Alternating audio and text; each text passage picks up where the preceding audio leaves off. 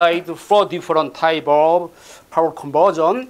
AC to DC power conversion is called rectification, and converting one DC to another DC of different value is referred to as DC to DC power conversion, and the inversion of DC to AC is called inversion, and the circuitry performing that function is called inverters. And finally, you have AC to AC converter. We are interested in changing the frequency of AC. Right? Magnetic change is extremely simple. You just need conventional transformer. The topic of this lecture is only this one, DC to DC power conversion. And in particular, we only deal with PWM, DC to DC power conversion. Another class of DC to DC power conversion, resonant power conversion, was covered last semester, and maybe will be covered again, maybe years later. I don't know. Okay. And as I told you last class, this is very fundamental material. Okay. So it felt very easy and obvious sometimes. But for some students, the beginning to study power electronics in graduate level, it will be helpful. Okay? And for many of you, it's just entertaining course, so you can relax and you can enjoy the class. Okay? Right. This is the situation. We have one DC source.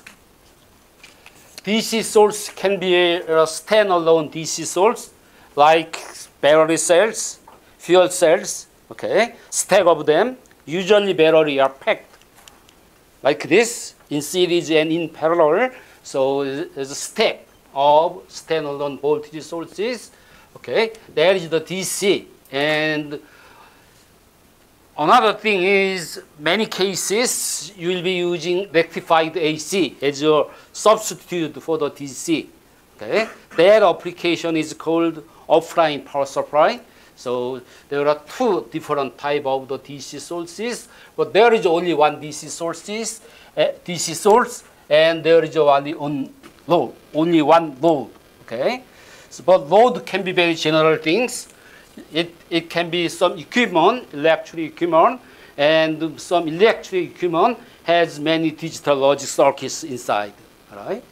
Sometimes we'll be using resistive load to simplify the discussions. But as I said, that is the purely imaginary things. Nobody will use a simple resistor as a load. Okay? So there is one source and one converter and one node. This type of structure is called standalone DC to DC power converter. In the past, most of application has this form, standalone application. Okay. Now they use many converters all together, and several different sources, DC sources, AC sources, rectified LC sources, many things, and there are many DC to DC converters connected in series, in parallel, combination of them, or in strange way. Okay, and there are many loads, parallel, or connected in series, cascade, so on. Okay, so we want to talk about that stuff here. You are only talk about this kind of application, which is very classical. It was very popular in the past, but now it's very limited. But theoretical discussions on this structure is very important to understand the modern power electronics system, which has complicated structure. Okay, so fundamental thing is always very important. Okay, so you have DC source and load, and DC source can be varied. We are assuming this is a constant voltage, but DC source can be changed. For example, the battery will change its out voltage depending on the status of the charging. So maybe the change in the voltage will occur this way of lot drop, and linear increase, and some sinusoidal variation, something like this. Okay. So load in general, this is another resistor. It requires current. The shape of the current will be varied like this. The increase and drop abruptly and goes like this, and it will change periodically, something like that. This is IO. This is VS. Okay. What you want here is you have a pure DC here, and you hope this works as your ideal voltage source as closely as possible. So theoretically, the out voltage will have some deviation depending on the fluctuation in the input source. This is VO and load current. Okay, but still you have very minimal change with extremely low, very low ripple component, AC component. So ideally, you want to be pure DC in spite of the variation in the load current and variation in input voltage. Okay, so that is our problem. All right. As I said, two DC sources. DC sources are grouped into two families. One is standalone DC source. The variation occurs in the magnitude of the source voltage, and the rectified AC source will have AC ripple, some noise component. Okay. Usually rectified AC is something like this. This is a rectified version of AC voltage, but you will have some drop here, drop here, drop here. Okay. This occurs when you use bridge rectifier using diode. Okay, because diode is only conducting in this narrow period of this entire period, and it will draw current only this part, so there is just some drop here, right? And the filtered version of this one is, it will be like this. This is not a DC, it's something similar to DC, but we consider this is the DC. Rectified AC source becomes a non-ideal DC source, and the switching instant at this point, diode will be turned on and turned off, so there will be some noise. Okay, so you will observe this. So these are non-ideal characteristics of this DC source, and load is not a resistor at all. So it has non-resistive and some impedance characteristics. Okay, this is very important. And digital logic circuits will draw large current when the logic circuits are turned on, and draws zero current when they are turned off. So it absorbs the pulsating current, something similar to this. Okay, so with all these non-ideal characteristics, we want this output voltage as clean as possible, as a pure DC. Okay, that is our requirement. Okay, so this is the standalone DC to DC power conversion, and so functionally speaking, this DC converter consists of two sub-circuits. One is power stage, and the other one is controller. So power stage is responsible to power conversion. Okay, it will step down the voltage value of this voltage, or step up value of this voltage to the required volt in the load. Okay, and this controller is controlling, generating all the control signal. So this power stage will provide a fixed DC voltage in spite of variation of here and here too. Okay, so power conversion is performed this power stage, and the controller is controlling energy flow control to maintain this voltage to be a constant. Okay, So there are several components you can use in the power stage. MOSFET and the diode are the switching device, semiconductor switching device. So mostly we'll be using MOSFETs, and diode is like the FRD, fast recovery diode, or Schottky diode. Okay, and we'll use energy storage element, inductors and capacitors for filtering the pulse waveforms. So here we have pulse waveforms, and these pulse waveforms will be filtered by the low-pass filter composed of this one and this one. Okay, so we need the active component, inductors and capacitors, and sometimes we need transformers to increase the level of input and output waveforms without power loss. Okay, without power loss, right? That is important.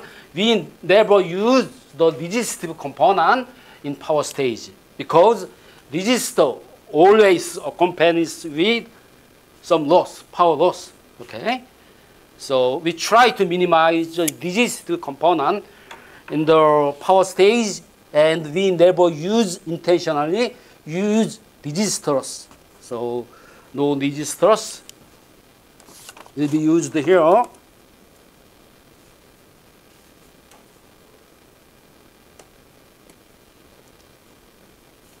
Right?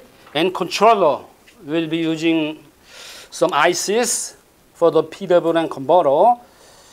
There are many ICs, PWM chips.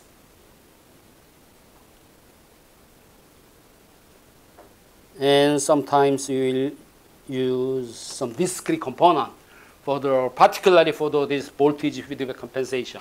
Okay. All right. So here we have some issues to study, to investigate. Okay. So first one is we'll study power stage component. We'll investigate the basic structure and the characteristic of semiconductor switches, right? The switches are a little bit different from the device you have seen in the electronics course.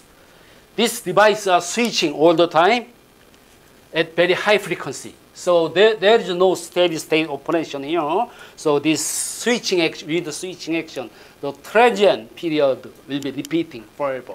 Okay, and that also applies to the inductors and the capacitors. They are exposed to periodic voltage and current excitation. Many undergrad students, they think they understand the inductors and the capacitors, and they think their characteristics are easy to understand, but that is not the case in these applications, right? So they are switching all the time, okay? So, and also transformer is excited, not a sinusoidal wave, periodic waveform, and this periodically, this voltage and current is changing in this manner, okay? So everything is switching. Then analysis and appreciation of operation of this is not difficult, but you need some different view of circuit component. Okay? So you should have solid understanding about the inductors and the capacitors, okay, in some different perspective from the linear circuit theory. So everything will be switching. That switching action will partly complicate the analysis, and partly it will help or simplify the analysis. Okay? So if you properly understand these basic things, the study of the converter will be much easier. Okay? Without reviewing this basic property of this. Right? So we'll spend some time on this power stage component. Okay? And second is power stage configuration. We have variety of different PWM converter topologies. Okay? And We need this because the requirement of the input voltage and the load current of your application will vary widely. Input voltage will be very small and very large, okay? Something in between. Same is true for the load current, and sometimes load current will pulsate like this, okay? So to meet this requirement, we need different topologies for different applications, and also sometimes the ratio between input voltage and output voltage in magnitude will be very small, like 0.5, something like that, very small, and very large, like several hundred, okay? So, and for the most applications, input and output should be isolated electrically, called galvanic isolation for the safety requirement.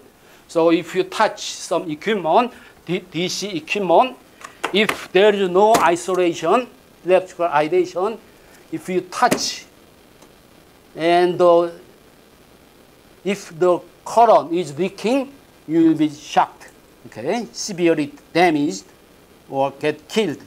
So that is a problem.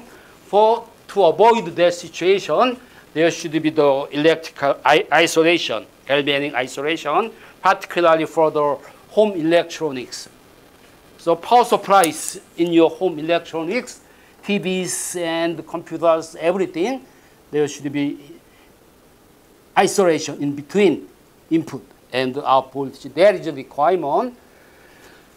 And all these two are static things. That means this property is determined by power stage component or power stage configuration. If you select the component of the power stage and you select one particular circuit topology for your converter, they are fixed. Okay? So this is characteristic of steady state. And there are two other things. One is dynamic modeling and analysis, and the other one is dynamic performance evaluation and control design. Okay? So with this, you can only make the power stage of the converter. To build controller, you need to understand this dynamic modeling and analysis, and to have good closed performance, you should have a good controller. So we only focus on these two topics, and this part will be covered later class. Okay? So this is topic of current class, and this is topic of the later class. But in between, you need some knowledge about the linear system and the control theory. So we have one intermediate course in between regarding the classical and